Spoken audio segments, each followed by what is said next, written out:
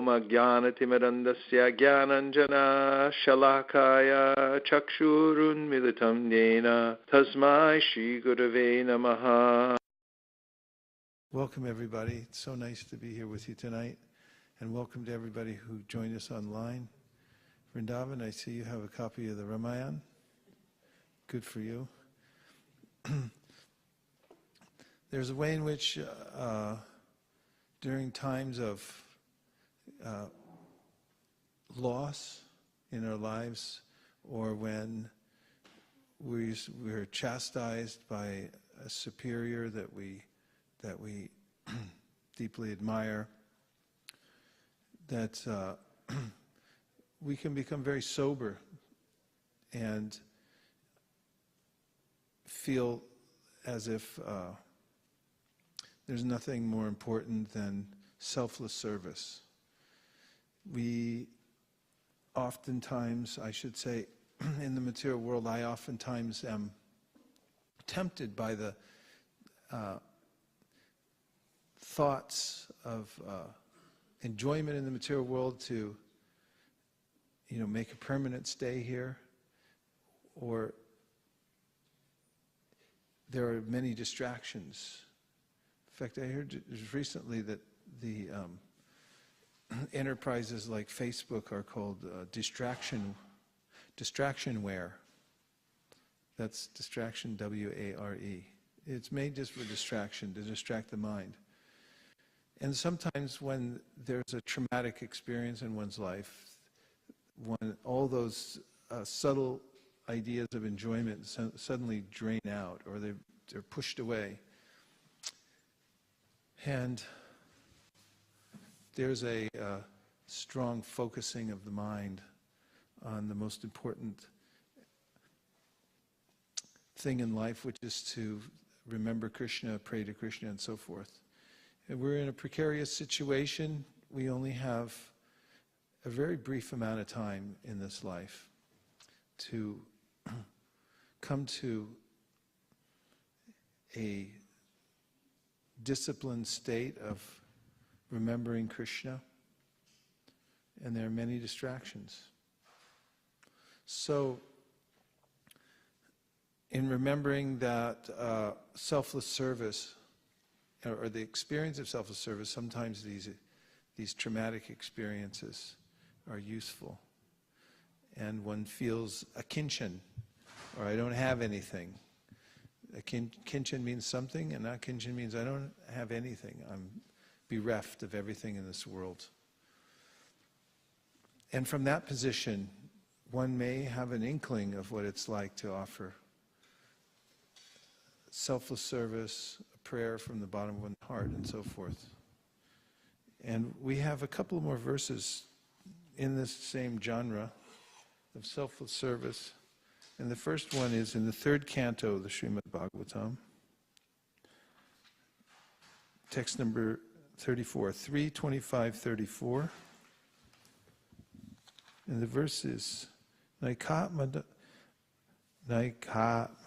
me sprihayanti kechin matpada seva virata mariha yen yonyato bhagavata prasajya sabhajayante mama paurushani. The pure devotee who is attached to the activities of devotional service and who always engages in the service of my lotus feet, never desires to become one with me, such a devotee who is unflinchingly engaged always glorifies my pastimes and activities. Is this one we didn't read yet? You didn't read it? There are 5 kinds of liberation stated in the scripture. One is to become one with the Supreme Personality of Godhead, or to forsake one's individuality and merge into the Supreme Spirit. This is called ekatmatam. A devotee never accepts this kind of liberation.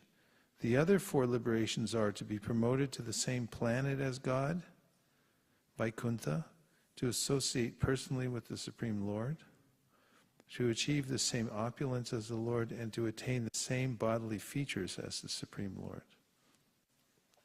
A pure devotee, as will be explained by Kapila Muni, does not aspire for any of these 5 liberations. He especially despises as hellish the idea of becoming one with the Supreme Personality of Godhead. Sri Prabodhananda Saraswati, a great devotee of Lord Chaitanya, said, Kaivalyam narakayate. The happiness of becoming one with the Supreme Lord, which is aspired for by the Mayavadis, is considered hellish. That oneness is not for pure devotees. There are many so-called devotees who think that in the conditioned state we may worship the personality of Godhead, but that ultimately there is no personality. They say that since the Absolute Truth is impersonal, one can imagine a personal form of the impersonal Absolute Truth for the time being. But as soon as one becomes liberated, the worship stops. That is the theory put forth by the Mayavadi philosophy. Actually, the impersonalists do not merge into the existence of the Supreme Person, but into his personal bodily luster, which is called the Brahmajyoti. Although that Brahmajyoti is not different from his personal body, that sort of oneness, merging into the bodily luster of the personality of Godhead, is not accepted by a pure devotee, because the devotee is engaged in greater pleasure than the so-called pleasure of merging into his existence. The greatest pleasure is to serve the Lord. Devotees are always thinking about how to serve Him. They are always designing ways and means to serve the Supreme Lord, even in the midst of the greatest obstacles of material existence. So, the eternal enemy of the soul is described by Krishna in the 3rd chapter of the Bhagavad Gita as kama, or lust. We translate into lust. And one of our acharyas, I believe it's Vishwanath Chakravarti or Thakur or Baladev Vidyabhusan. I was looking at both books recently, so I can't remember which one said it. But he said, lust is overcome by rasa. And he quotes from the 2nd chapter of the Bhagavad Gita, where he says, where Krishna says, Vishaya vinivartante niraharasa dehina rasa varjam rasopyasya param jishva nivartate. And this word rasa comes that when one has a higher taste, one can overcome the lower taste. But in a sutra, it said, lust is overcome by rasa. Lust is overcome by rasa. It sounds reachable then when we hear it in a sutra, because you have lust on this side and rasa on the other side. And which is better? Well, kama, Krishna says, is appealing to those who are stupid, because it has a beginning and an end. And therefore, smart people don't engage in it, because they've fortified their intelligence, and they can understand that there are undesirable consequences for engaging in lust. Not only have they fortified their intelligence, but they've also practiced controlling their senses. It takes practice to do that. And when there's the combination of these two things, one has some strength, yogic strength. And above all, the taste is what is most important, because if somebody in an undisciplined state can get a little taste, even as a free sample, then he or she will make every arrangement possible to get it back. Because if an ant hears about a grain of sugar at the top of a skyscraper building, he'll get up there somehow, and everyone will follow him because there's some rasa in it for him. And that's what everyone's looking for, is rasa. So the devotees have a very fortunate situation, even amidst the various kinds of liberation which are being mentioned here. They're very desirable for some people. Naishkarmyam apyachuta bhava varjitam nashobate jnanam alam niranjanam. This is mentioned by Narada Muni, that even those who have come to the point of self-realization, that is beyond fruit of work, working for a result, for sense gratification, naishkarmyam, if they don't have this rasa, which is called in this verse the achuta bhava, means they have this emotion for God, for the Supreme Personality of Godhead, something about His personal feature that attracts them. If they don't have that, then it doesn't look very attractive at all. Nashobate jnanam alam niranjanam. It's not beautiful. It's nashobate means nashobate jnanam. It's not nice. It's not that nice. But everyone else is thinking this is the ultimate goal of life. Dharma, artha, kama, moksha. Moksha means this liberation, but beyond that, the followers of Chaitanya Mahaprabhu, the Gaudiyas, are teaching this, what's beyond the four destinations of life. And that's prema pumarto mahan, beyond all the other destinations and what everyone else wants in this world is something unimaginable to most people. And that's prema, love for God. And therefore Chaitanya Mahaprabhu, when he's in his Shikshashtakam, giving the progression of development for somebody developing this love of God, shows how he's giving up the world. And he says how one who's advancing in devotional service, after chanting the holy name of the Lord and then realizing that I have so many anartas, I can't barely chant the holy name, and then becoming very humble, saying, at least I'll become very humble. And then after that, Nadanam najanam na sundarim kavitam va jagadisha kamaye mama janmani janmanishvare bhavatad bhakti rahaitu kitwai. This feeling, he's saying that I'm no longer interested in this material world. Nothing here interests me anymore. The world has become vacant. And you can offer a person who's had a full meal all the best dishes and say, all the best foods, and say, here, take one of these, and it's just no longer attractive because you're already full.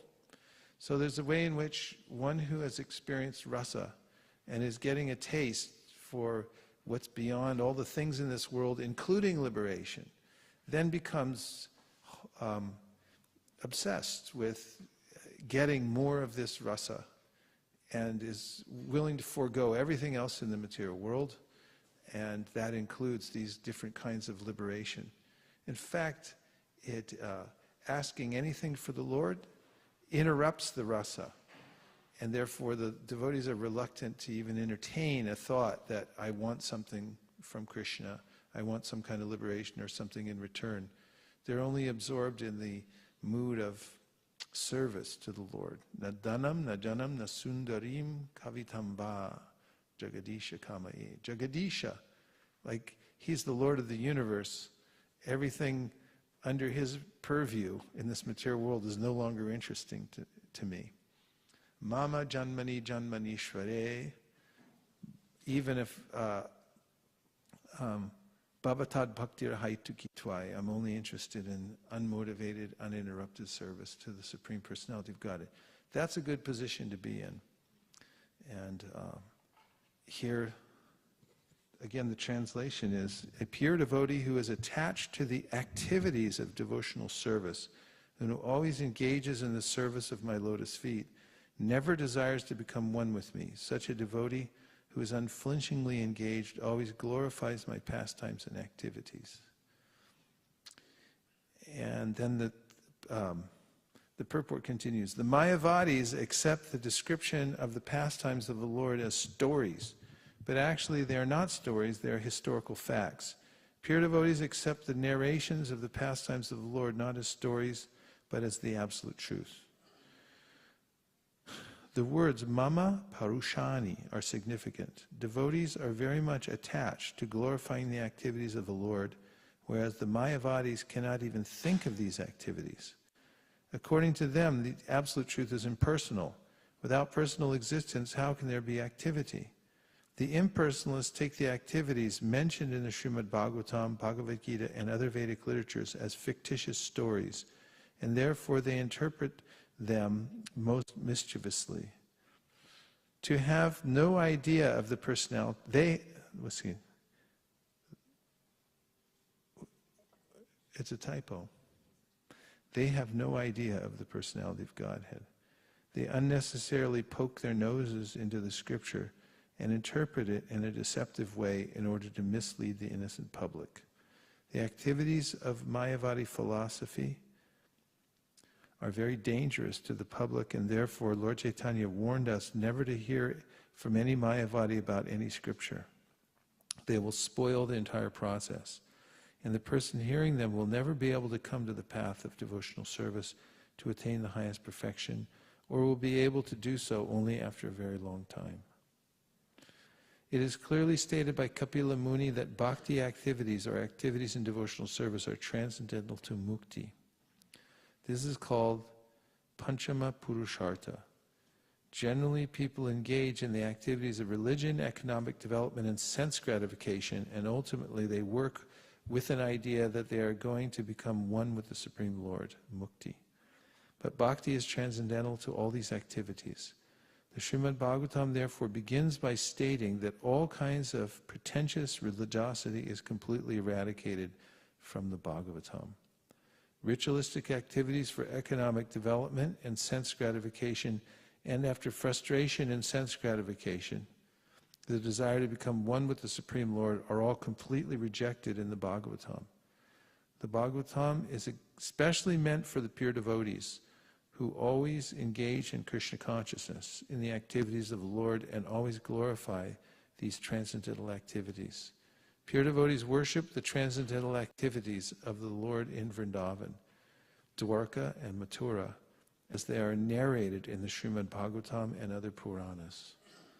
The Mayavadi philosophers completely reject them as stories, but actually they are great and worshipable subject matters, and thus are relishable only for devotees. That is the difference between a Mayavadi and a pure devotee. So now we'll take a few reflections. One thing that you heard so far that stuck in your mind.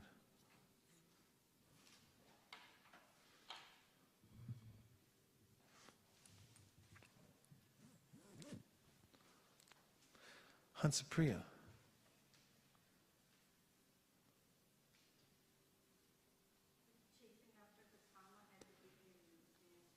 Chasing after the kama. It has a beginning and an end, so therefore don't chase after it. Yeah, one has to tolerate these things without being disturbed. I heard Prabhupada give an example the other day that, for instance, if you get on a train and there's a dispute over who gets what seat, because sometimes some of those trains can be kind of crowded, and someone said, that's my seat, and then you end up not getting the seat you wanted, or you didn't get a seat at all. He said that a transcendentalist will think there's only a few hours in the, why fight over it? And he said, then you can tolerate, because you know there's only a few hours, what's the difference? I'm going to be getting off anyway and walking, and you just don't bother with it. And a materialistic person would become completely absorbed. And so this life has a beginning and an end also. And so what's the difference? There's a story Prabhupada used to tell about this sage, who was a very hairy sage. And it said that he would live for one lifetime of Brahma for every hair on his body. And he had these disciples that would come and try to give him all kinds of amenities and wanted to build him a house and everything like that. And he lived very simply with just a loincloth. And he would say, what's the use? I'm only here a short amount of time. And so it depends on one's perspective, how long one's here in the material world. Yes?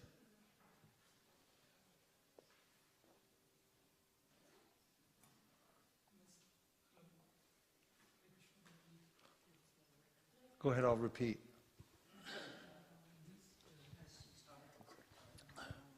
Hare Krishna. Thanks. In the start, you talk about prema, which is the final goal of bhakti. You talk about rasa, and I was wondering, to have bhav of prema towards somebody, then probably, I believe, you should be very depthful. You feel so much small that you have taken so much from that person that you feel very humbled or depthful to that person. And because of that humility, probably you want to do something for that person. And the other part is like the rasa, probably which goes to the attractiveness to the person. For example, there are 6 opulences which we say to the God. He's most powerful, wealthy and all that, which probably makes the person attractive, and or because of that attractiveness you get rasa. So my question is like to develop this prem bhav, which one is that one, like attractiveness to that person, or is like how much small you feel in front of that person because he has done so much for you? Well, in the Brihat Bhagavatamrita, Narada Muni explains that as one advances towards prema, one develops an equal amount of dainya, which means utter humility, and that practically the two are synonymous, because when you find levels of prema, you'll find the same levels of dainya. And it's a contradiction that or a paradox that those who are becoming more and more advanced feel themselves less and less adequate, and they become more and more humble. So that's a feature of love of God that Chaitanya Mahaprabhu mentioned to Sanatana Goswami when he described bhava, which is just the preliminary stage before love for God awakens in the heart, that one feels oneself unqualified and very humble because of it. And as far as rasa goes, rasa comes, and one's attraction for the Supreme Personality of Godhead comes from grace. It's not a matter of a yogic strength or anything like that, but when the Supreme Personality of Godhead sees the submission of a soul towards him, and the soul surrenders to Krishna unconditionally, there's a way in which Krishna reciprocates. And in the process of approaching Krishna in full surrender and hearing about him, there's an infusion of what's called the Sarup Shakti, or the internal potency of the Supreme Personality of Godhead, that enters within the heart of the devotee, and his heart becomes soft at that time.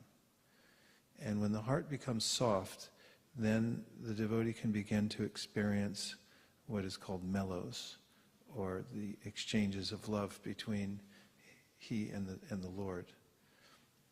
And in the love that the devotees have for Krishna in Vrindavan, the kind of opulence that might normally attract somebody is not there. The power and the grandeur of the Supreme Personality of Godhead is covered. And that actually increases the sense of intimacy, which is called, mama, that the devotees in Vrindavan, for instance, consider Krishna to be theirs. He belongs to me. Nanda Maharaj and Yashoda think he's my kid. And the friends all think, he's my best friend, he's mine. And he's our hometown hero and kid, like that. And they deal with him in a very personal way. And the rasa becomes very sweet. And there's a way in which the opulence, even the knowledge that he's God, that he has all these opulences, is covered for the sake of the sweetening of and the intimacy of the rasa. And you find that when you have a very close relationship with somebody, then the opulence begins to diminish, and the formality begins to lessen, because you know them so well, you're so close, that those things are no longer important. Okay?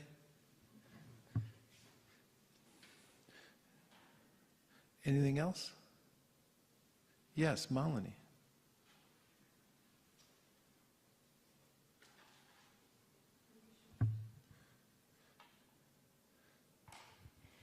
Prabhuji, while you were reading, I think this thing came up that asking anything from the Lord interrupts the rasa between the Lord and the devotee. What does?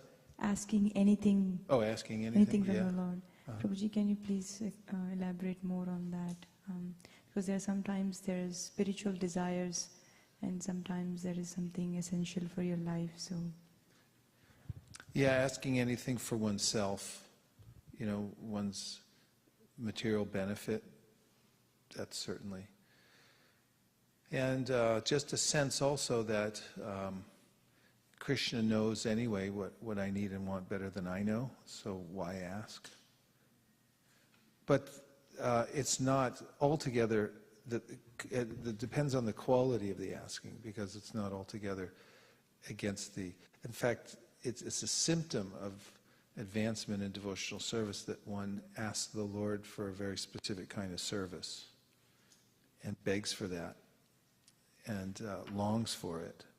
And it's that kind of longing which is evidence of somebody's awakening love for God, that they have a very specific way in which they want to serve the Lord. So that kind of asking is very nice.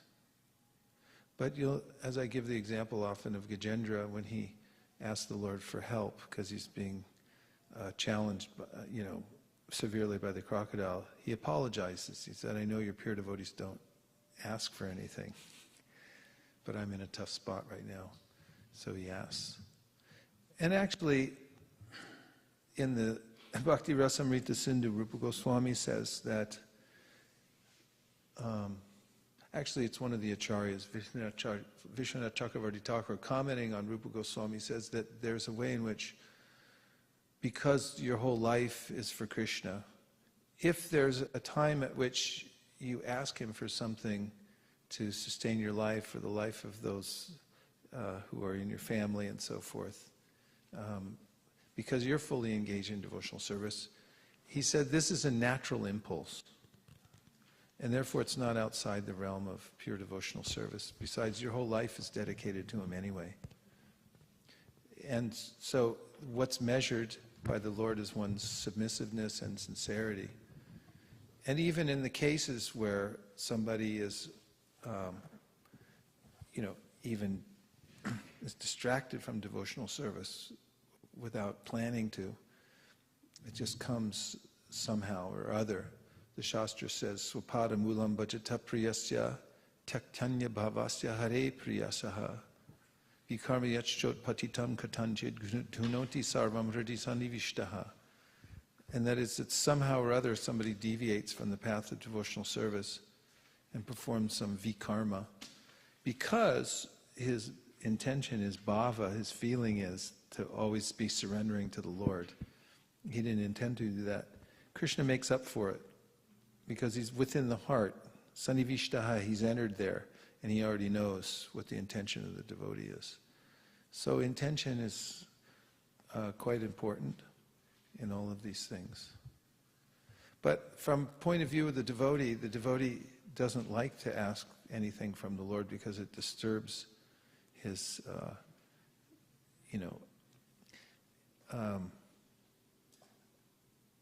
concentration on pure service. He just wants to serve the Lord. But asking for more and more service is not disturbing at all. It's actually the essence of our chanting. We're saying, please engage me in your service. And simultaneously, let me become free from distractionware. I heard this term, distractionware.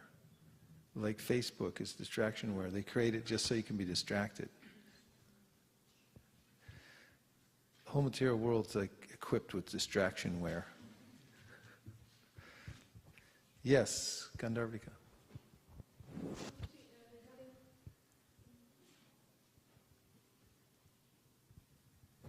regarding that question, suppose if we are making some friends or something, it feels so bad to go and ask a friend like, can you give me this or can you give me that? Because we feel before asking, we think maybe that will spoil the relationship like that. But why is it that when we worship Krishna, we always expect that life should be like this? Or I have been serving Krishna for so long, why am I not getting that? Is it because of some, I have not identified properly with Krishna, some identification basic problem? Why does that? Your question is, why do we ask so many things from Krishna? Yeah, but even with friends, we don't expect anything. If we are real friends, we don't go and ask them for money or home or anything. We just Well, it depends be on with the them. relationship too. And like little kids, before they start to mature, their tendency is just to ask everything from the parents, and they really don't care what time of day or night it is. Like babies, they just like, gimme, gimme, gimme, gimme, gimme, gimme. That's their level of development. Yeah, but when a child becomes more mature later on in life, she starts to think, oh, my parents have done so much for me, let me do something for them in return. And it's much more subtle consideration. And now, out of love, they try to give things to the parents, and they really don't want to take anything. They feel this gratitude. So devotees, when they develop, they begin to consider how kind Krishna is and how all along he's been supporting me, and I asked so many things from him and I didn't even thank him or anything like that. And of course, that's sort of natural. And because Krishna can supply everything and is supplying everything, it's natural. With a friend, you might even think, what could he give me anyway? Because especially while chanting, just considering the holy name as a friend and like how nice it will feel to spend time with the friend. You forget the world and you don't know how time passes. But my mind is always thinking about, oh, will that happen or will this happen? That relationship is so difficult to build. But especially with the holy name, to feel that happiness. But from what you're saying, it feels like it's a symptom of advancement to develop that gratitude. When it comes, then we can. Yeah, that's true. Gratitude. And, it's one of the steps on the path of surrender is to consider Krishna to be one's maintainer. And one way that one can have a little peace in one's devotional service and not get too distracted is to accept things which come of their own accord naturally and not endeavor for other things so much unless they're directly in the line of service. And then you can, scheme as much as possible to try to get things for Krishna's sense gratification. But for my own sense gratification, learn to be satisfied with whatever Krishna provides naturally. And you can develop a lot of faith from that also by seeing that if I just calm down, I don't get overheated and have to run after everything that I think I need and so forth, that Krishna has a way of providing everything, and gratitude starts to grow from that too, and see that. And Prabhupada used to say all the time, when he left his family and everything like that, he thought, what is this? And then he was saying, and now look, I have so many more children, and they're taking care of me, 100 times better than my other kids would have ever. And it was out of gratitude that he was saying that to Krishna. Obviously, that he had surrendered everything to the service of Krishna through the order of his spiritual master, and because of that, he was seeing right in front of him the manifestation of Krishna's reciprocation. And so as devotees practically surrender, as they surrender unto me, Krishna says, I reward them accordingly, and see that Krishna's right there. He doesn't miss anything. He knows perfectly how to reciprocate. The devotee becomes content with that. And not just, Ashlishya va paravatam pinashnumam adarshana marma hatam karotu va. Even if Krishna doesn't present something, the mature devotee is still loves Krishna and knows that he's only increasing my desire for him and so forth. Anything else? Yes. Prabhu, in my experience, I feel that whenever I'm so obsessed with something and I pray to Krishna, Krishna gives it mercifully, but he also purifies me of that desire. So that's why I'm like, I'm very thoughtful before I actually pray for something big. Because I feel, like how sometimes the mother, gives the child and then also gives the message. It lets the child experience, like say touching the fire hurts, and then the child doesn't listen, and the mother sometimes lets the child experience that. When the child gets hurt, burnt, then it realizes, oh, this is, this is what I'm not supposed to do this, like that. So I think we should also be very careful before, because it's very often devotees think, oh, if I have $1 million, I don't have to work, I can just do full-time preaching, and I can do many things, I can, help build the temple, so many things. But there is a reason why Krishna doesn't give or fulfill those desires, because he knows that by giving them we may take it for granted, we may actually fall down from our Krishna conscious position, or he may give it and then teach us, or purify us of that mentality, of that desire. Vrindavan, are you on a marathon running somewhere? Yeah, in the story of Sudama Brahmana, there's many of the subtleties of these things come up. And it's mentioned in that story that Sudama Brahmana was attached a little bit to being austere. So there's a way in which Krishna gave him all this stuff afterwards. And others who are attached to all the stuff, sometimes Krishna takes it all away. Yasyaham anagrinnami harishe tad dhanam shanai. When he shows special mercy, he can take away things from the devotee, just so they'll have that feeling of utter dependence on him and so forth. And also, it's mentioned in Shastra, if I can remember the verse, Satyam dishiti artitam artito nirnam, naivartato yat punar artitam yata, soyam vidate bhajatam anichatam ichapitaram padapalapalavam, which means that when the devotee petitions Krishna over and over again for benedictions and they're not good for the devotee, Krishna fulfills his desire, but he does it in such a way that the devotee won't ask again. And instead, it says, Naivartato yat punar artato yata swayam vidate bhajatam anichatam. He gives himself instead. Ichapitaram padapalapalavam. He covers their desire with all this other, mercy, and then he gives his own lotus feet, so the devotee, that's what he ends up with. So akama sarva kamo va moksha kama udaradi tivrena bhakti yogena yajeta purusham param. Whether one has all desire or no desire or wants liberation, you still approach Krishna, because he'll take care of you in the right way. And, if you surrender to him. You had a follow-up? Just to add to that, I also had this realization recently that sometimes, Krishna wants to give us more, but then we pray for something and, block Krishna's mercy on us by asking something less. So in that case, should we maybe it's safe to just pray to Krishna, whatever you want to give. That's the best prayer. Just say, Krishna, you know better than me, so you give me whatever is best for me. And that seems a little risky, because everyone thinks, what if, But that's the practice of pure devotional service and this selfless prayer, selfless service that we're talking about. That every day, Krishna, you give me exactly what's my medicine, whatever I need to become closer, to get closer to you, and depend upon him.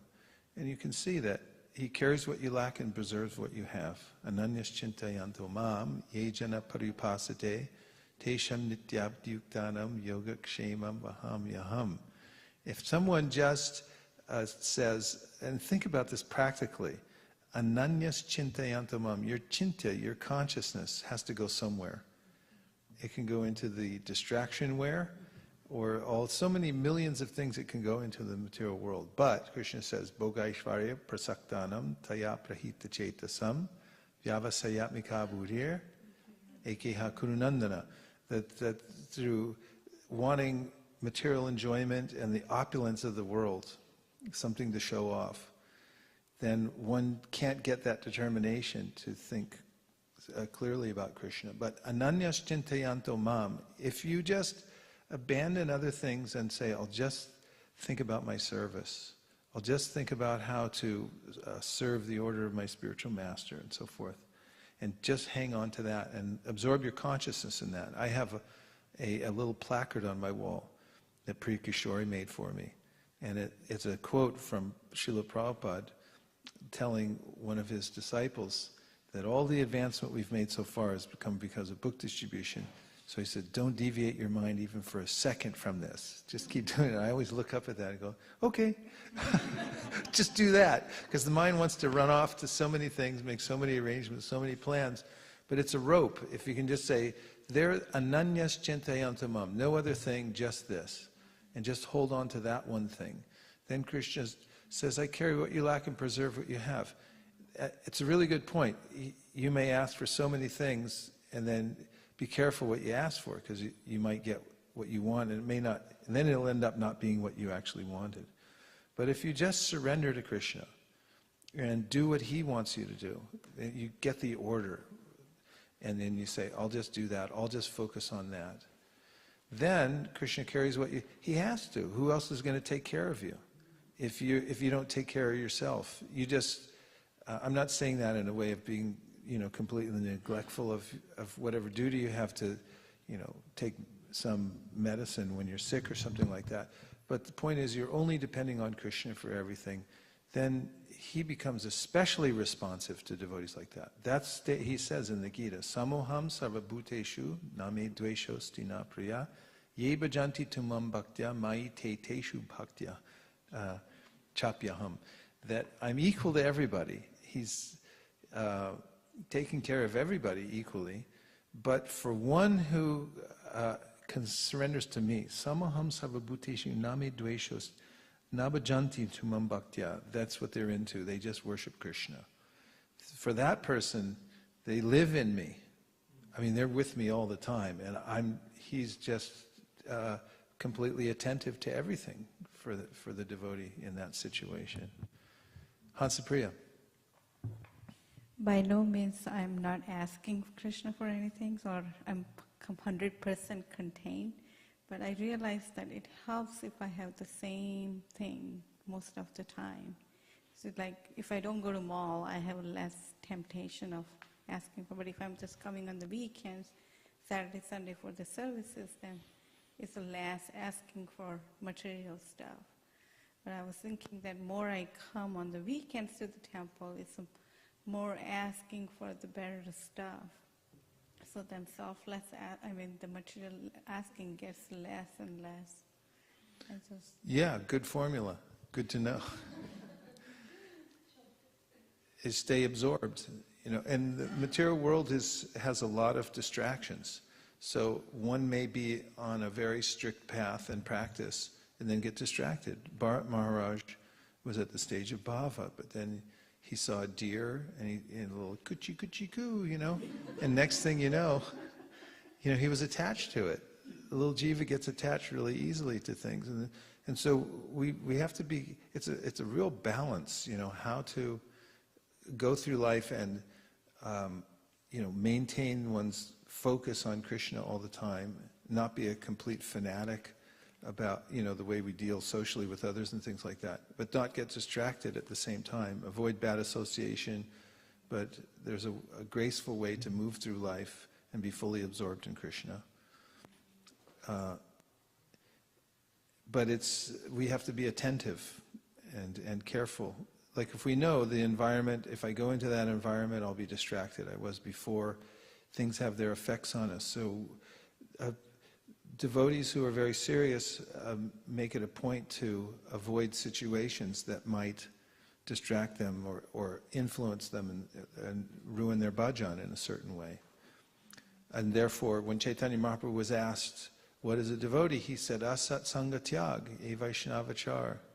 That a Vaishnava is somebody who avoids bad association, because it has its effect. Yes, Rajesh. Yes, Prabhuji, just wanted to add to that about association. We have a neighbor or close friend.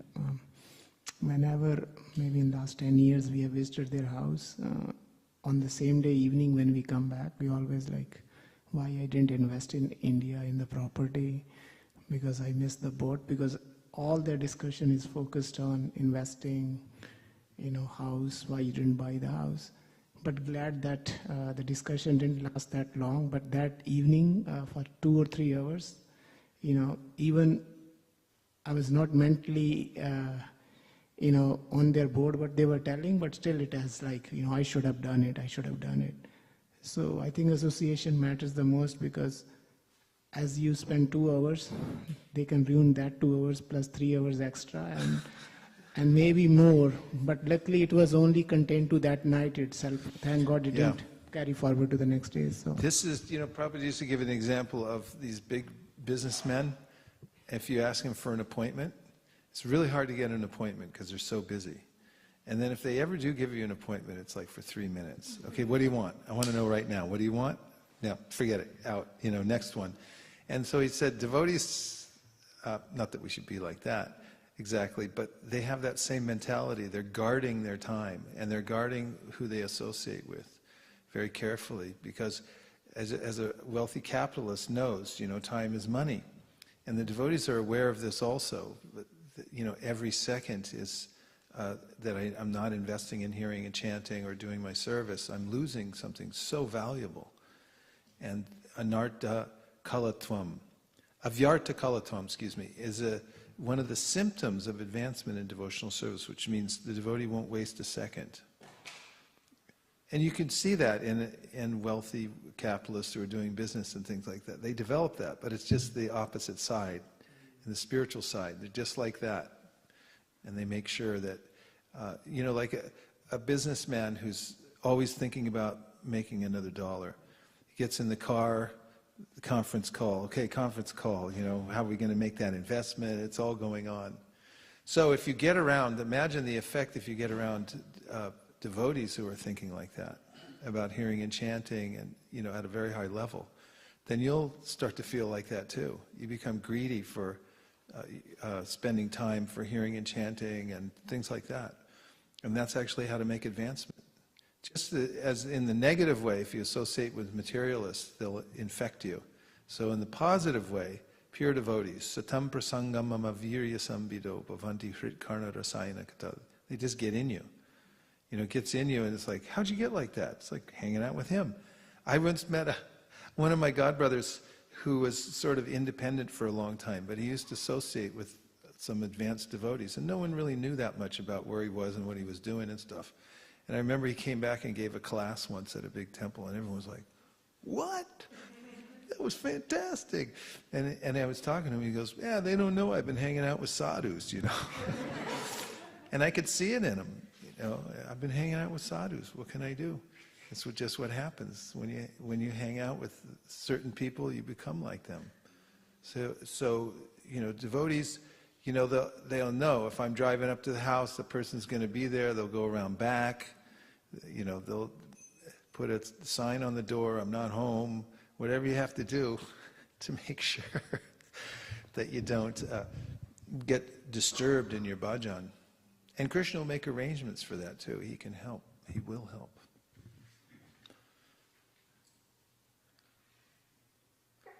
It's a good topic, right? Selfless service. There's another expression of Queen Kunti, not Queen Kunti, and Devahuti, when she begins to inquire from her son Kapiladev, and she says that I'm tired of the onslaught from the material senses. You know that? At the very beginning of her inquiries to Lord Kapiladev, said, I'm tired of the senses and all their demands and everything. Now I just want to hear from you about pure devotional service and so forth.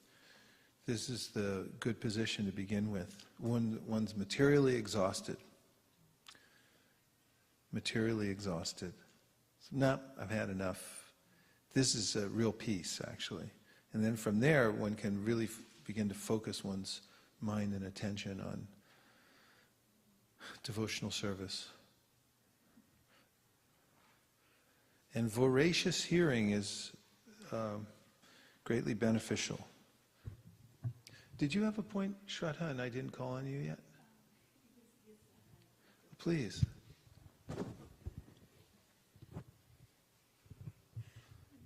Actually, there were a couple of things. One was that it's a reflection. One was that I just recovered from illness, so I get terrible cramps in my legs when I'm recovering. So I had the worst possible cramp just when the class started. And then you were saying that the happiness is very short-lived, and I just thought, well, maybe sadness is also very short-lived. And then I just thought that this pain, it's excruciating pain, but Gajendra had the crocodile for 10,000 years. You felt like a crocodile was on your leg? It felt like that, yeah, but then it did go away. So the bad things also go away. Second thing which I noticed was that, which I've started noticing of late in my life is, you were mentioning about yoga shema vahameham, I carry what they lack, and I've noticed, we have to get into the habit of noticing how much Krishna does for us every other moment. I have seen that sometimes at work I'm just about to hit the send button of an email and it's a huge mistake in some figures or something like that, or instead of saying not, I'm forgetting the word not and changes the meaning. And I noticed that just before sending this, I will stop somehow, out of my control. I'll stop. My eyes will fall on that. And earlier it used to be like, wow, I caught that. But now it's like, no, this is divine intervention. Krishna makes it, what he does for us. Yeah, he does. And sometimes it's what he's, coming to recognize what he's taking away from us as a benediction, rather than feeling like, why is he doing this to me? That is so true. And I was thinking about that too when you said that a person is materially exhausted. And I was thinking that when I was young, when I was a teenager, then my parents were my worst enemy, and it was like, okay, when I get married, the spouse is the best thing, and then of course you get married and you realize it's not the same, and then you think, oh, then the kids are the best thing to have, and then they grow up and they go away. So slowly over a period of time you get exhausted by all that, and then where else do you have to go, other than going to Krishna? Because by definition, he's not all these material things that we encounter. So that's why I was noticing that a lot of people towards the later end of their life, when they have realized everything and tried the best to control and thought they would enjoy, everything nothing works, and then they turn to God like that, So we're just thinking that. Or not. A lot of people don't become materially exhausted even when it's obvious they should have, which is it's altogether possible if one maintains that. You could see sometimes people, they'll do everything they can to enhance their body. Nowadays there's so many things. You can have plastic surgery, put in collagen, and there's injections for, I forget what it's called, Botox, so the wrinkles don't show so much. And so I've seen, wealthy people sometimes, they put a lot into that. And even to the very end of life, they're still trying to arrange a way to be happy. So it's not automatic that just because one gets old and loses everything, he becomes detached, Prabhupada talked about seeing in Howrah Station a homeless person with all he had in his possession was some half-burned firewood, but he was guarding it like anything, like this was the greatest possession and everything. And, one might think, well, you have nothing to lose, but still, whatever little thing I have in the material world, I think, well, it's mine, so I'm going to keep it, and I don't become aware of the fact that I'm living a very meager existence and so forth.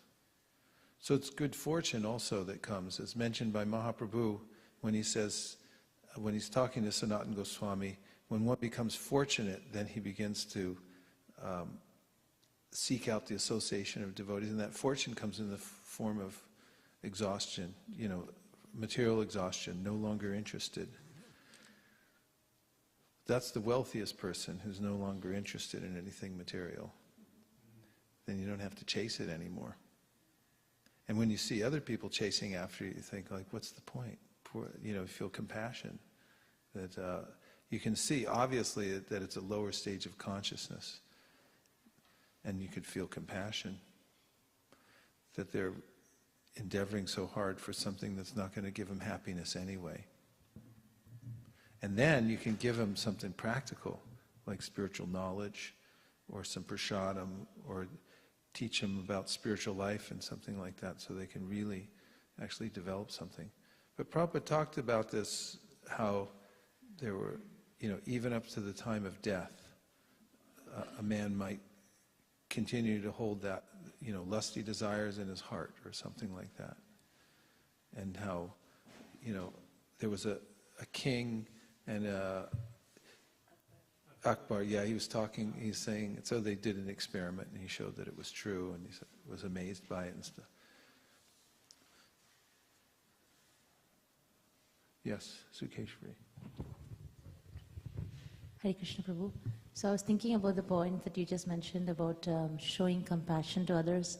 Sometimes I feel compassionate about myself when I think that I understand all this stuff about Krishna consciousness, and still I see that sometimes my mind will just take me away from things that are not at all related to Krishna. And after some time I realize that I just feel compassionate that I am not able to keep myself totally fixed onto Krishna consciousness, and then I need to do it, and then pray again, and it's like up and down, a seesaw game that goes on and on.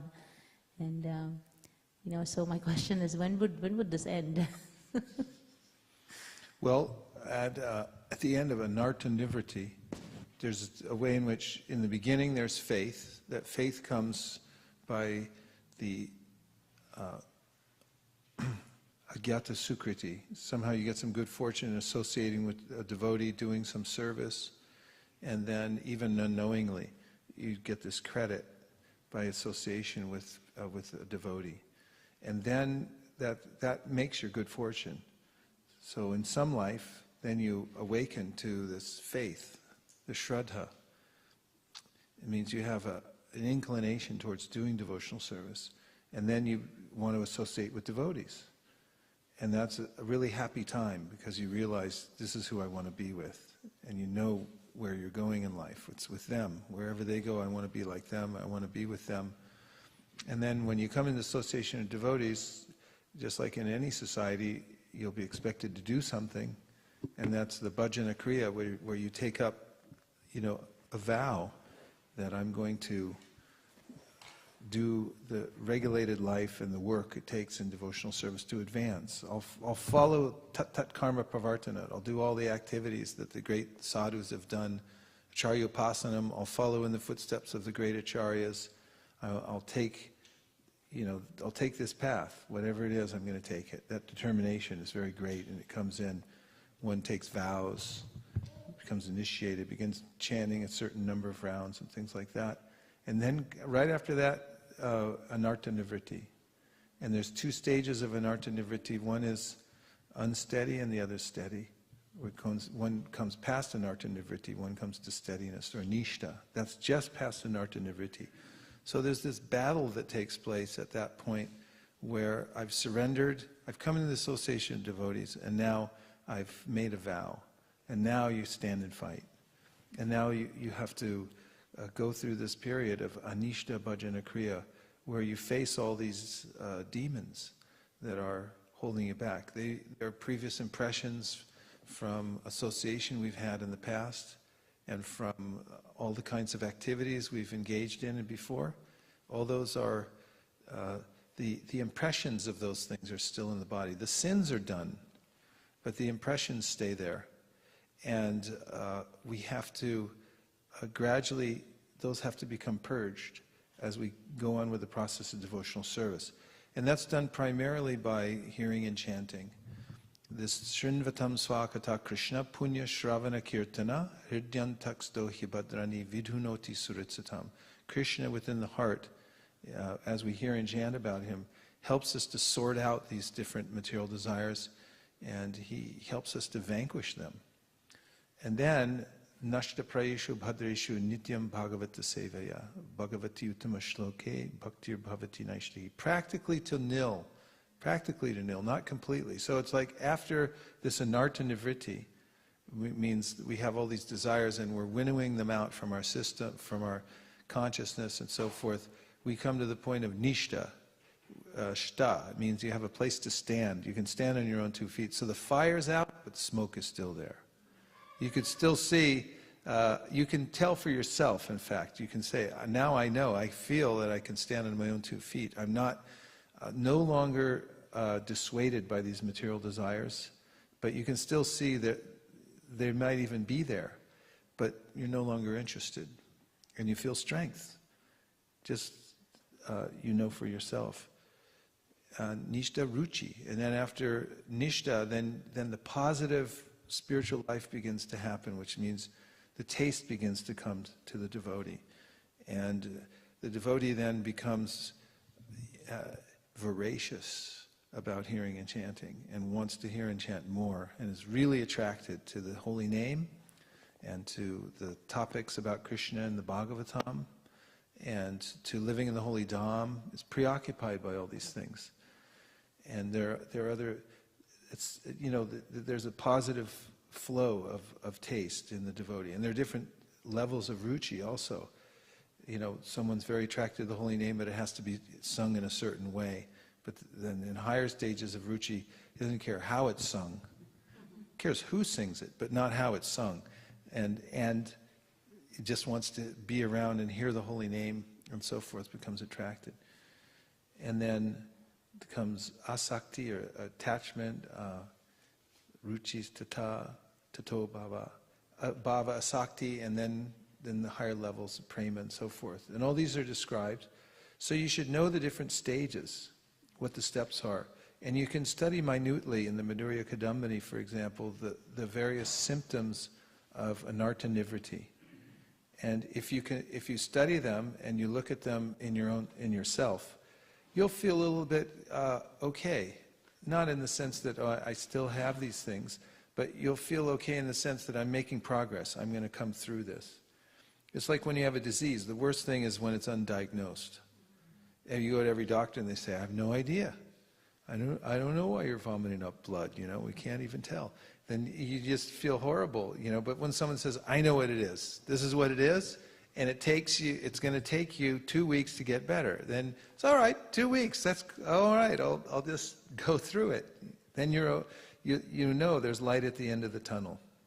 Sorry to use the cliche, but there it is. And then, you know, when we can understand these different symptoms, we can understand that it's diagnosed and that if I keep going in this direction, I'll come to that point, then you have a better than even chance of getting there in this lifetime. You're welcome. Yes. I was hearing one of the Prabhus was telling, even though if you feel that you're purified, especially coming to the association, say suppose if you are purified, there are two things he was talking about, maybe the process of devotion, which is very important through association, hearing and chanting, it's nice. So say suppose if you are purified, still you come to association. Why do you come to association? For inspiration. Okay, so it's not just purification, even inspiration is most important during purification. It's like, you know, without association, with a purity, oh yeah, that's right, but any time Maya can attack. So we have to be in the association for the inspiration. Yeah, nice. Good point. Without higher association, without being around those who are more advanced than us, then, you know, we may not get that impetus to advance to the next level.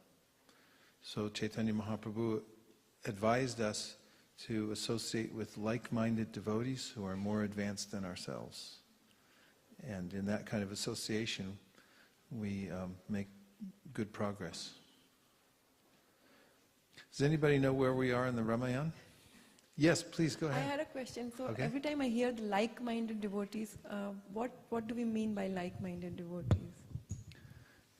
Those devotees who have a similar sentiment for the kind of devotional service that you do, serving in the same way. There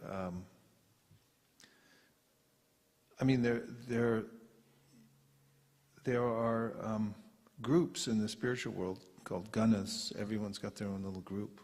I mean, even in International Society for Krishna Consciousness, there are different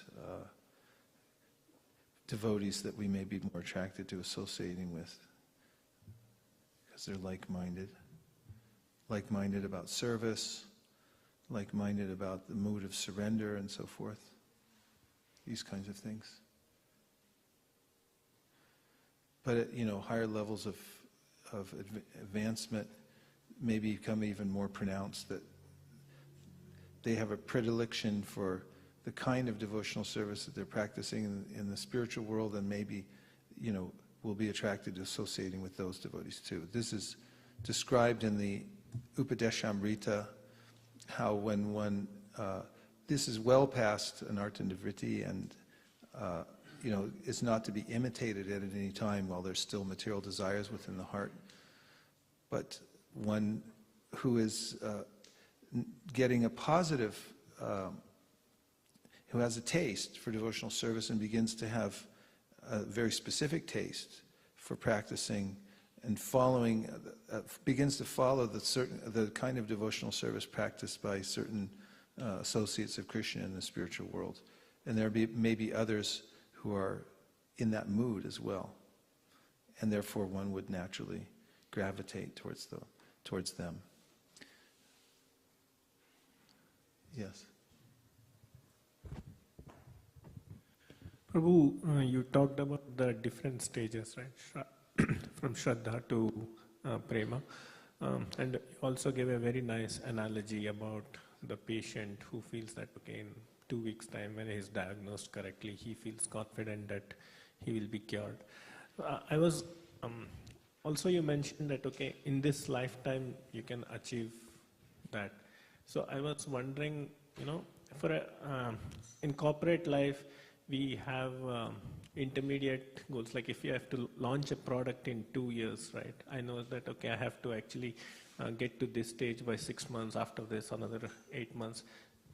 Something has to happen, otherwise I'm going to miss the target. Should we also actually look at achieving these stages? I mean, I don't know whether it is a correct approach at all, by particular timelines. Otherwise the sense of urgency might not come. But then equating it to something mundane, and even thinking that you have achieved a particular stage itself might be a fallacy. So what is your suggestion on that? Well, Vishwanath Chakravarti Thakur talks about chanting the holy name. And he says that just as a fruit on a tree ripens in its own time, and you can't really rush it. Like I just put in an apple tree yesterday. Fuji apple, by the way. And it's a little tree, so I don't know when it's going to come out with any fruit. But I can't come out there and demand anything from it yet. I have to feed it a lot. I have to water it. It may take a few seasons before it comes out. And there are different reasons why the fruit comes out, more quickly than on some trees than others. Maybe, there are various circumstances. So also Vishwanath Chakravarti Thakur says that there are different reasons why some people get a taste sooner than others. Sometimes it's Krishna's arrangement. Sometimes he holds it back for various reasons from various devotees, because it's very an individual process. It's not, even in the corporate world, you may say, I have to do it in a certain amount of time, but it still depends on so many different human interactions and things like that. But in spiritual life, we do the best we can with what we have out of sincerity, and we depend on Krishna for the time scale and the results and so forth. And even in that, when a devotee is certain in his or her heart that I'm going to surrender to Krishna, you've decided, even if you haven't been able to execute it fully, once you've decided that I'm going to do that, then the nectar begins to pour because you're surrendering. And you understand from that position that nothing can hinder my progress from this point, because the only hindrance we have to our progress is our own attachment to the material world and to staying here in the material world. Once you dump that baggage, there's nothing to really slow you down anymore. And so my point is that work begun is half done. Who said that? Work begun is half done. Some great personality, I forgot who. But work begun is half done. So the beginning of the whole thing is you have to surrender. Pardon me? Well begun, I think. Well begun is half done. When? Well begun. Well begun is half done. Something. Okay.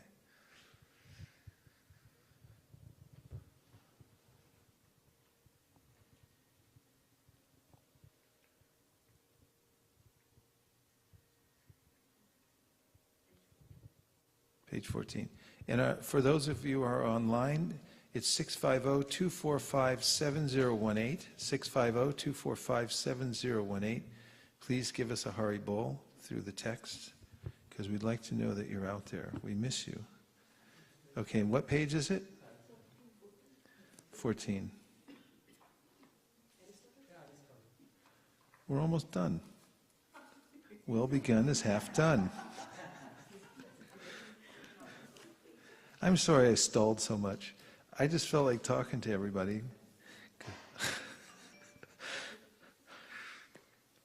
But I told Malini, I said, this time we'll take instead of like every night, little bit, we'll take a Saturday, a couple Saturdays, and we'll do 5-6 hours and stuff like that. And then I looked at my schedule and I said, I don't have any Saturdays.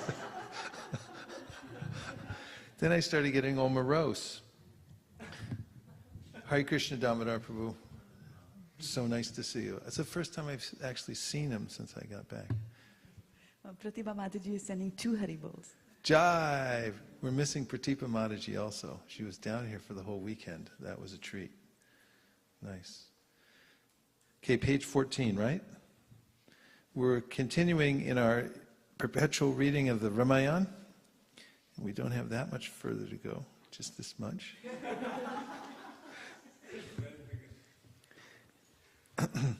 So we're in the story I can see right now of Romapad Maharaj getting Rishishringa to come to his capital because, oh my goodness, okay.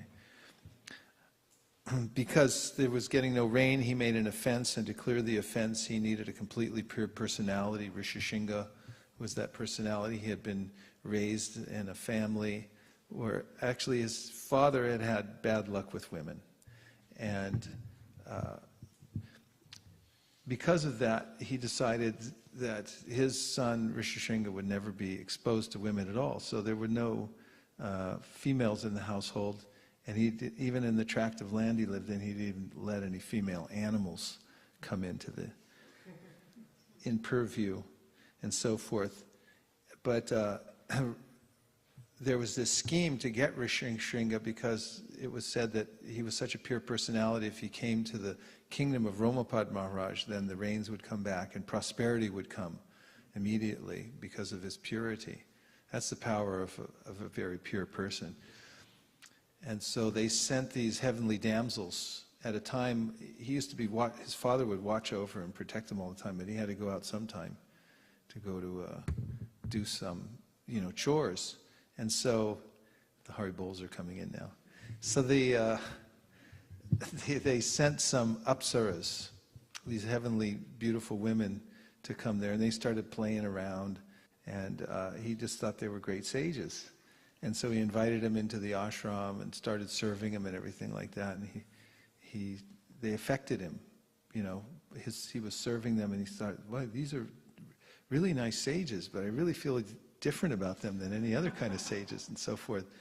And then, he started feeling separation from them when they weren't there. So they said, well, why don't you just come with us, And he said, all right, I'll come. So they took him away, and they brought him to the place of Romapad Maharaj. As soon as he got there, then, the rains came, prosperity came back, and everything like that. He ended up getting married, by the way. So anyway, this is, I think, right in the middle of the story of Rishishringa. Unable to think of anything else, the following day, Rishishringa went to the prostitutes' camp. The girls received Rishishringa with great delight and then explained, "This is not our real home. Please come aboard our magnificent floating hermitage and accompany us to a place where we will be able to entertain you in a much better fashion. We have many nice varieties of fruits and roots, and we shall pass the time so enjoyably that you will hardly be able to perceive how time is passing." Being captivated at heart, Rishishringa unhesitatingly accompanied the prostitutes. Thus, the women allured him back to the capital of Romapad within the kingdom of Anga. Indeed, even as Rishishringa was being carried down the Ganga, Indra began to send forth showers of rain, giving joy to all the living creatures. As soon as he understood that Rishishringa had arrived, King Romapad came out from his palace and bowed down before the young rishi. Then, after worshipping Rishishringa with great attention, Romapad escorted him into the inner apartments of his palace, where he presented his daughter to the rishi in charity. When he could understand that Rishishringa was fully satisfied, Maharaj Romapad begged from him the benediction that neither he nor his father would show their wrath toward him because of the duplicitous manner in which he had allured Rishishringa away from home. Rishishringa gave the king his assurance, and thereafter the marriage between him and Shanta was celebrated with great festivity.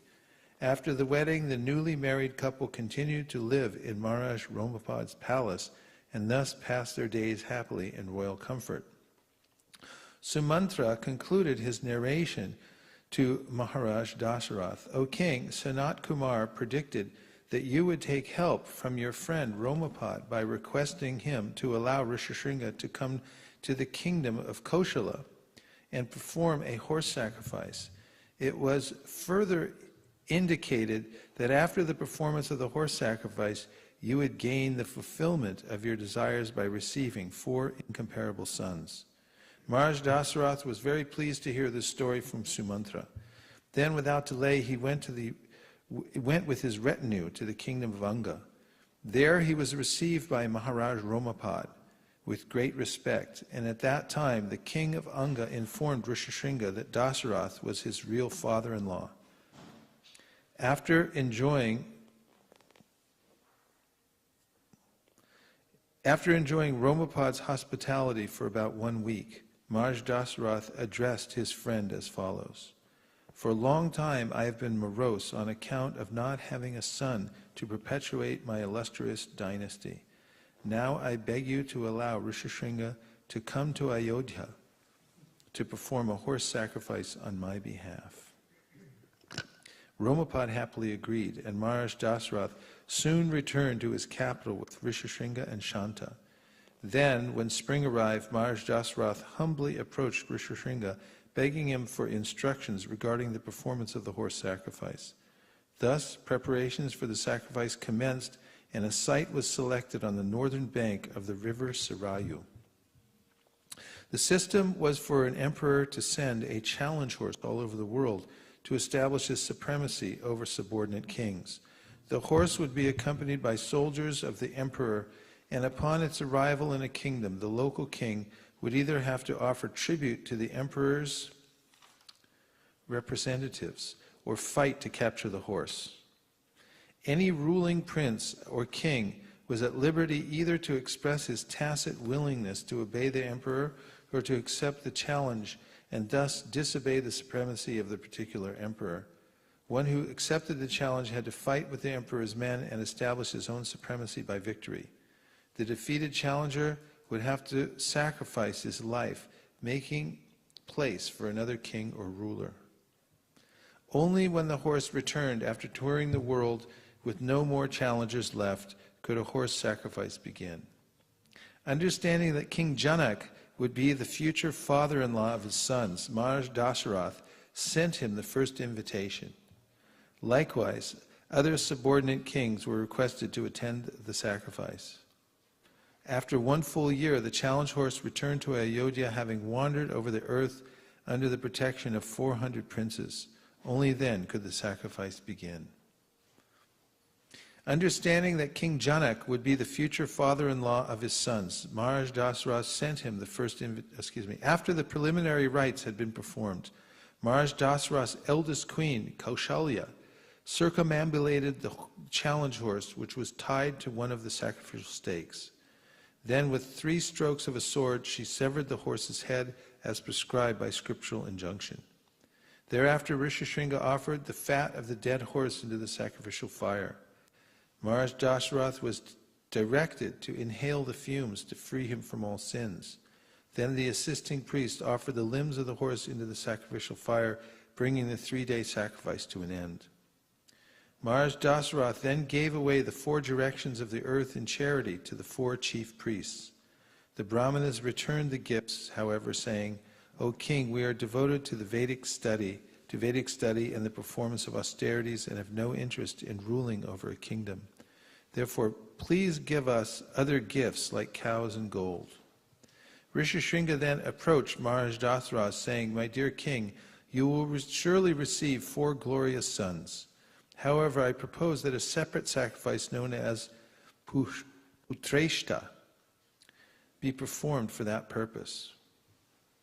Putreshti, excuse me. Maharaj Dasarath readily assented, and soon the sacrifice was begun. Meanwhile, in the higher planets, the chief demigods approached Lord Brahma and explained, "O grandsire, because of your benedictions, Ravana has become so powerful that he is harassing everyone at will. Even we cannot subdue the wicked Rakshasa. Therefore, we request you to personally devise the means for his destruction." Lord Brahma considered the situation and then replied, "At the time of asking for benedictions, Ravana did not bother to ask for immunity from death at the hands of human beings, for he considered them to be too insignificant." While Brahma was thinking how Ravana could be killed, Lord Vishnu suddenly appeared riding on his carrier, Garuda. As effulgent as many suns, Lord Vishnu appeared in his 4-armed form, dressed in bright saffron garments and carrying his disc, conch, club, and lotus flower. The demigods worshipped the Supreme Lord with great reverence and then requested, "O Master of the universe, please come to our rescue by dividing yourself into 4, becoming the sons of Maharaj Dasarath for the purpose of killing Ravana." Lord Vishnu replied, "Rest assured, there is no longer any need to be afraid. I will soon incarnate to rule over the earth for 11,000 years after vanquishing your enemy, the king of the Rakshasas." After saying this, Lord Vishnu disappeared as the demigods looked on with wonder. Meanwhile, from the sacrificial fire of Maharaj Dasarath, there appeared an exceptional being of dark complexion with all auspicious bodily features.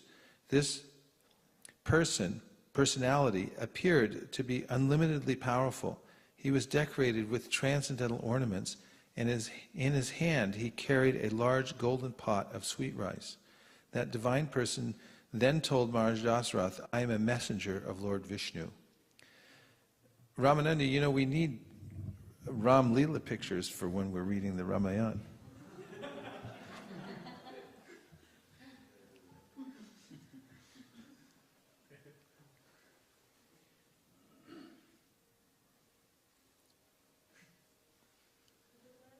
Yeah?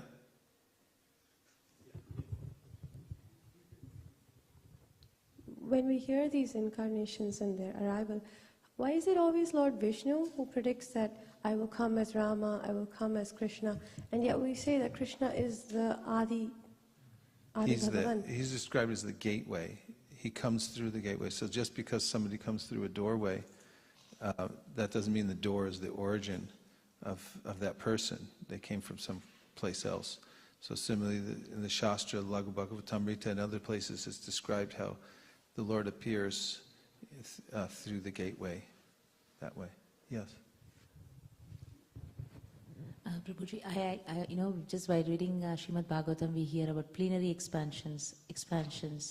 We hear about incarnations. We also hear about Narayana, Vishnu. Can you give us a small gist about first Krishna, then the Chaturvyuha, then after that, then talk about Garbhodakashai, Kshirodakashai, and Karanodakashai. So, from whom do all the other incarnations emanate? And from the beginning, if we can just have That's easy, Krishna. Because recently we were just reading for the Bhakti Vaibhava class, we were reading about Vishnu and Krishna difference and things like that. So it's a very big topic, and many people do ask, who is Narayana, then who is Vishnu? We know that Narayana is Krishna in office and things like that, but as it's said in scriptures, who emanates from whom, and the Aham sarvasya family prabhavo tree. matak sarvam pravartate iti madhva bhajante mam buddhabhava samanvita. Krishna says, everything emanates from me. The wise who know this perfectly engage in my full devotional service with all their hearts. And Krishna is the origin of everyone, including all the Vishnus. Balaram, he first expands into Balaram, and then the Chaturvyuha, Sankarshan, Mahasankarshan, the second Chaturvyuha, then all the Purushas, and then there are all these different avatars that come, Manvantara avatars, the Yuga avatars and so forth. But their origin they all originate in Krishna. And if you read Krishna Lila, then you can understand how that's, from an aesthetic point of view, which is the way that the Goswamis explain how Krishna is the origin of everyone, because he has more qualities. From that point of view also, not just the technological, examination of the different levels, but also Krishna has qualities that Lord Vishnu doesn't have, that are four, that he has this sweetness in his pastimes, and sweetness in his flute playing, and his association with the devotees, and Lila Madhurya, Venu Madhurya, and his form is extremely sweet. Sweet, sweet, sweet. Madhuram, Madhuram. Pardon me? Defines the pastimes? The qualities? These have been analyzed by the Goswamis, have given us these different qualities. You can read in the Nectar Devotion how the qualities of Lord Vishnu are delineated, the qualities of Lord Shiva are delineated, and Krishna has the most qualities. And those four are special. Very, very special. And Prabhu, one more. I was just thinking that we know about, the material manifestation takes place about Karanodakashai, Garbhodakashai, and Kshirodakashai Vishnus. So is this understanding right, that those three Vishnus are actually not present in Vaikuntha planets? We have Vaikuntha Loka for Varaha, for Nrsimha. Yeah, they're also not really present in the material world either, because as the Brahma Samhita describes, they don't actually touch the material energy because they're completely transcendental. Even when you see Lord Vishnu comes to this world, his feet don't touch the ground. When he met Prithu Maharaj, and Prithu Maharaj was offering his prayers, everyone noticed, hey, his feet never touched the ground. And Mahavishnu glances over the material energy. That's the only contact he really has. But other than that, no contact. But yes, they are concerned. Jagadishwar, these are the secondary names of God because they're non-different from Krishna. They're all the same. Departure eva hita shantanama vipeta dipayate varvitaheta samana dharma yas tadrage vihta vishnu jaya vibhati govindamadi purusham tamaham bhajami. But there's one original candle that lights all the other candles. But the Vishnus in the material world, they have their work is to oversee the material energy and the material world, all the goings on here. And so the names of Krishna in the spiritual world are much more intimate because of the relationship he has with his devotees. And the pastimes there are his personal pastimes. Just like we've pointed out many times, it's a nice example about nicknames. You have your official name, and then you have your legal name that you would tell the guy at the immigration, and you're not going to tell him your nickname.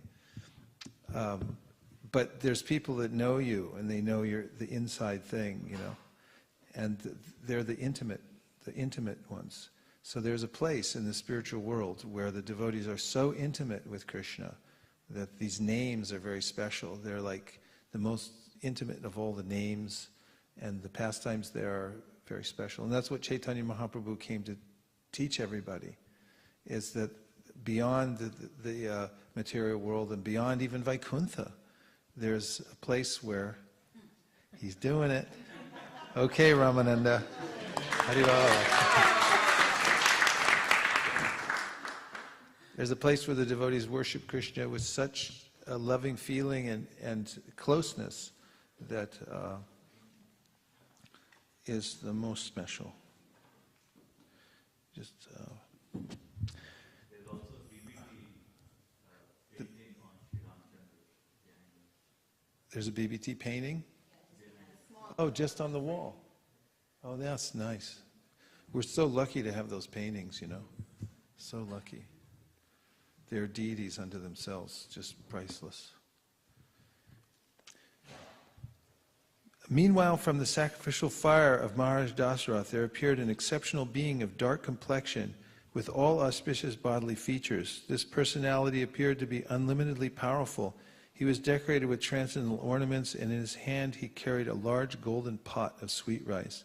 That divine person then told Maharaj Dasarath, "I am a messenger of Lord Vishnu." With folded hands the king replied, "O Vishnuduta, please order me to perform whatever service I can render." The servant of Lord Vishnu said, "This pot of sweet rice is the reward for your 2 sacrificial performances. Give portions to your 3 wives to eat. Through them you shall beget 4 sons who will forever perpetuate your fame." Maharaj Dasarath happily accepted the sweet rice and circumambulated the Vishnuduta. After Lord Vishnu's messenger disappeared from view, Maharaj Dasarath quickly gave portions of the sweet rice to his wives, for he was eager to have sons. Maharaj Dasarath gave Kaushalya 1/2 of the sweet rice, Sumitra 1/4, and Kaikeyi 1/8.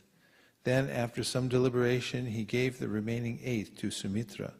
All 3 wives were overjoyed, for they were confident that they would soon become mothers. The 3 queens eagerly ate their shares, and soon thereafter each felt the presence of divine offspring within their wombs. When Maharaj Dasarath understood that his wives were pregnant, he too became very satisfied. Meanwhile, Lord Brahma ordered the demigods as follows: "Beget partial manifestations of yourselves to assist Lord Vishnu in his forthcoming incarnation. The children which you produce in the form of monkeys, by uniting with apsaras, she-monkeys, and female yakshas, nagas, vidyadharas, and other celestial beings, must be capable of assuming any form at will and must possess all other mystic powers. In addition, they must be very intelligent, highly skilled in the use of weapons, having prowess almost equal to Lord Vishnu, and possess ethereal bodies." After receiving the order of Lord Brahma, Indra begot Vali, Surya begot Sugriv, Brihaspati begot Tara, Kuvera begot Gandamada, Vishvakarma begot Nala, Varuna begot Shushena, and Vayu begot Hanuman. Besides these principal monkeys, Hanuman ki jai! Nobody's cooler than Hanuman. Many thousands of others took birth to assist Lord Vishnu in his mission. All of them were gigantic like mountains and were very eager to fight with Ravana. Like the demigods who begot them, these monkeys were born just after conception. They were so powerful that they could agitate the ocean with their impetuous energy. Now I know why I didn't start, because I would become so attached. Well, we have to leave it there because we have some awards to give out. I know, Malini, that's a shame, huh? So far behind now. There's, here at ISV, we have a Sanskrit school. Isn't that correct? We have a Sanskrit school. I don't know if there are any other Sanskrit schools like it in the Bay Area or anywhere in California. But some of the graduates are here, and there are certificates to give out, and this is really an accomplishment. So we're going to have the teachers and the administrators come up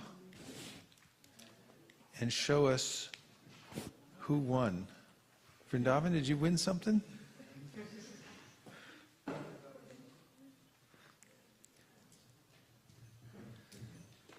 And in the meantime, while we're getting organized, Shraddha Devi Dasi will tell us who texted in.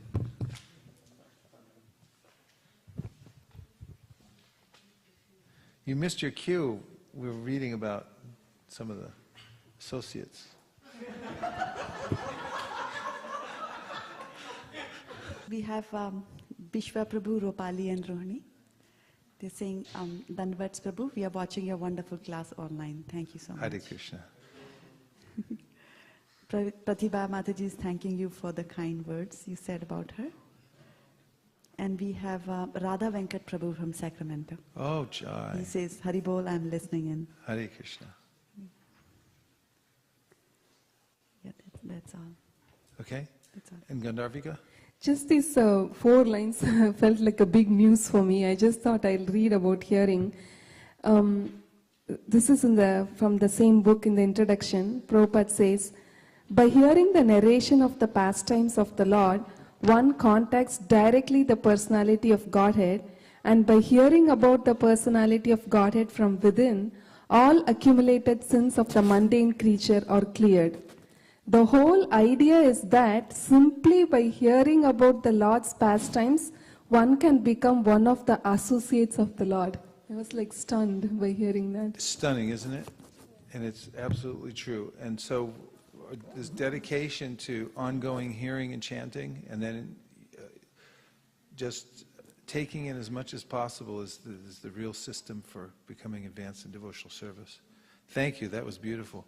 I was also reflecting on how they performed the yajna, and just after that, Vishnu Duta appeared and handed them the pot, and then everything came from that. So everything comes from the yajna. If you perform the right kinds of yajna, then advancement in devotional service comes. All spiritual paraphernalia that you'd been hoping for to serve the Lord with will come. And this temple is a result of that, of just doing the yajna. And it's just the size we need right now. And everything's just the way it should be. When you do the yajna, not more, not less. And as you continue, Krishna will eternally continue reciprocating in these ways. And especially, we're worshiping Sri Chaitanya Mahaprabhu. And he is giving out the highest relationships with the Supreme Personality of Godhead. Never been done before. So the Sankirtan Yajna is the thing. It's the main thing. Well, who's coming up to give awards out? Oh, okay. Yes. Yeah, Vrindavan Priya Prabhu also says Hari Bol, and he's so excited he's coming to join us here. Jai! Okay, so now what we're going to do is put away all the books and asanas and stands, and we'll have a evening artik ceremony. Srimad Bhagavatam ki jai, Shri Ramayana ki jai, Srila Prabhupada ki jai. Nachari Armarman, Nachari Armarman, Nachari Armarman, Nachari Armarman, hey, Nachari Armarman, Nachari Armarman, Nachari Armarman, Nachari Armarman.